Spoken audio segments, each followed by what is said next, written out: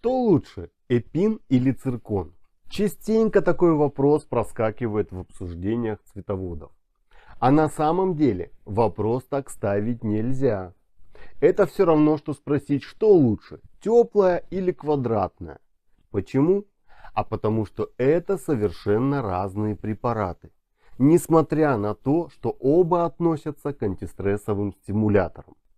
Применяются они тоже по-разному, и назначение у них тоже разное. Думаю, что многие сейчас удивились, но это так.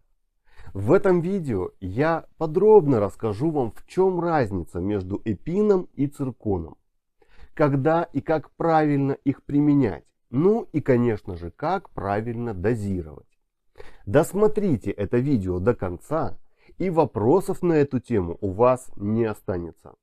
А если останутся, то задавайте их в комментариях, и я обязательно помогу разобраться. Как я уже сказал, и эпин, и циркон являются антистрессовыми стимуляторами, но применяются они в разных ситуациях. Начну с того, как работает эпин. Эпин стимулирует иммунитет растений и помогает подготовиться им к предстоящему стрессу. А что для растений является стрессом? Да все что угодно. Начиная с пересадки и заканчивая переездом в другую квартиру или дом с последующей адаптацией к новым условиям. Даже черенки лучше укореняются, если загодя обработать растение эпином. Поэтому я категорически рекомендую его применять перед плановыми стрессовыми ситуациями, о которых вам заранее известно. Это поможет избежать возможных проблем с растениями в будущем. Задумали какие-то манипуляции с растениями? Заранее примените эпин. Действовать он начинает примерно через сутки и работает до 2 недель очень эффективно, а потом эффект постепенно идет на спад. 2 недели в принципе достаточно большой срок, поэтому у вас будет время на раскачку. А дальше я расскажу, как правильно подобрать дозировку и как его применять. Скажу сразу, эпином растения можно только опрыскивать. Поливать нет смысла, потому что в щелочной среде грунта он разрушается и никакого толку не будет. Замачивание корней в эпине, как некоторые советуют, тоже ничего не даст. От слова совсем. Корни эпин не всасывают, имейте это в виду.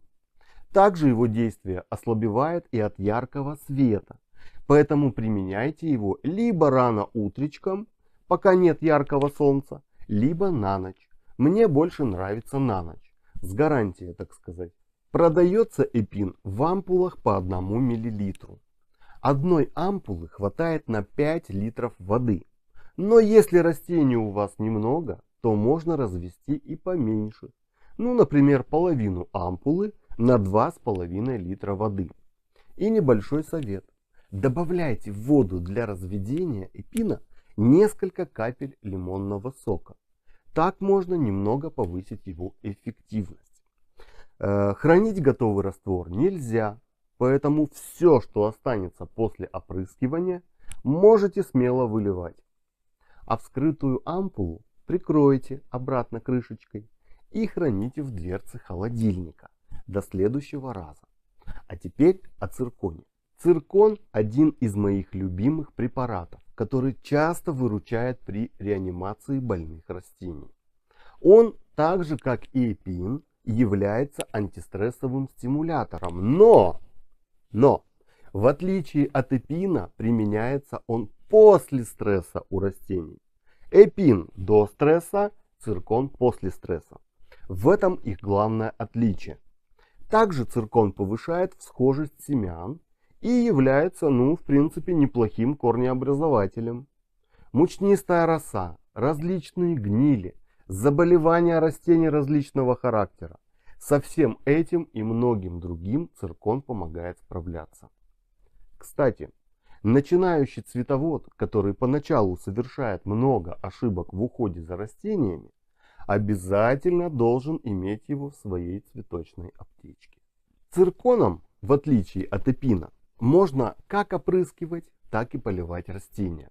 Но точно так же делать это лучше всего на ночь, так как от света он разрушается и никакой пользы не принесет.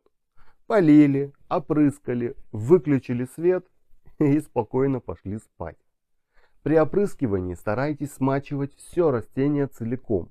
И листья, и стебли, и стволик, и под листьями. Потому что всасывается он хорошо, но вот по сосудам растения распространяется достаточно медленно. Поэтому увеличивайте площадь смачивания. Также очень хорошо совместить опрыскивание с поливом цирконом. Только не забудьте за полчасика предварительно полить растения простой водой. И уже потом полейте раствором с цирконом. Никогда не поливайте ни удобрениями, ни препаратами без предварительного полива. Берегите корни своих любимцев. А разводим его в пропорции 4 капли циркона на 1 литр воды. Тщательно перемешиваем и применяем. Еще пару слов хочу сказать тем, кто говорит, что попробовал применять эти препараты, но никакого эффекта не заметил. Друзья, покупайте такие штуки только в проверенных магазинах, потому что они популярны и, соответственно, часто подделываются. Также применяйте их по назначению и по всем правилам, о которых я вам сейчас рассказал. Тщательно соблюдайте дозировку и покупайте только свежие, недолго лежащие на прилавке препараты. Передозировка ничем хорошим не закончится, а от долгого пребывания на прилавке их эффективность снижается. Если прислушаетесь к тому, о чем я сегодня говорил, то сможете убедиться, что все прекрасно работает. А если нужны дополнительные пояснения, пишите в комментариях, и я все объясню подробнее. А у меня на сегодня все. До новых встреч!